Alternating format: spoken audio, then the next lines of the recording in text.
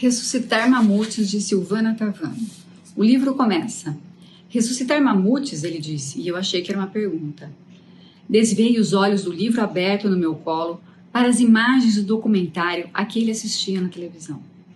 Um cientista russo ou norte-americano, talvez um russo falando inglês, explicava de que forma os primos pré-históricos do elefante poderiam evitar que perigosas quantidades de gás metano contaminem a atmosfera, emergindo da tundra ártica que vem descongelando na velocidade em que as temperaturas globais aumentam.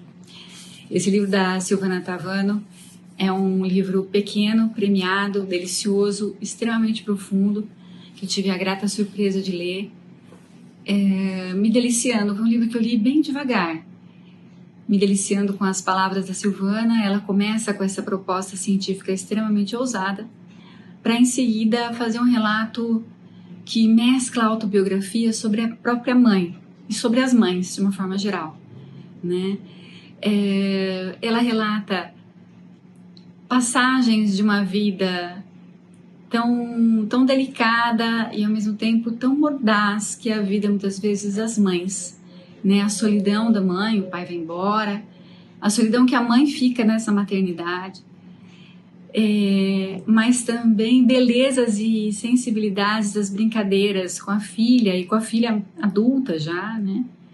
Das viagens que elas fizeram juntas, dos objetos maternos depois que essa mãe parte, que ficam como memórias do corpo, como memória do gesto, né? Memória do cotidiano dessa mãe e a falta que uma mãe pode fazer. É muito interessante a gente estar se aproximando do Dia das Mães, desse livro, que ela traz uma mãe que não é idealizada, de forma nenhuma, que é entendida em suas idiosincrasias, é entendida em sua sexualidade muitas vezes ceifada, e como essa sexualidade tão reprimida não a educou sexualmente enquanto mulher, enquanto filha, né? Mas de um amor que às vezes a gente tem que rememorar, né? Tal qual o mamute que precisa nessa ciência ousada ser refeito para que a gente possa ajudar a terra a se despoluir, digamos assim. Então a mãe como uma memória ancestral, como uma memória que tem que ser resgatada, como uma memória da natureza, né? Como uma mãe tempo. Né? Ela não está falando só da relação da mãe, mas ela está falando também da nossa relação com o tempo, que está impregnada nessa relação materna.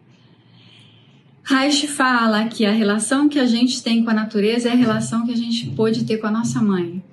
Então fica essa dica de leitura tão maravilhosa e tão sincera, sensível da Silvana Tavano, para que possamos pensar não só a nossa relação com as nossas mães, mas a relação com a maternidade de uma forma geral, como isso é constituinte, né?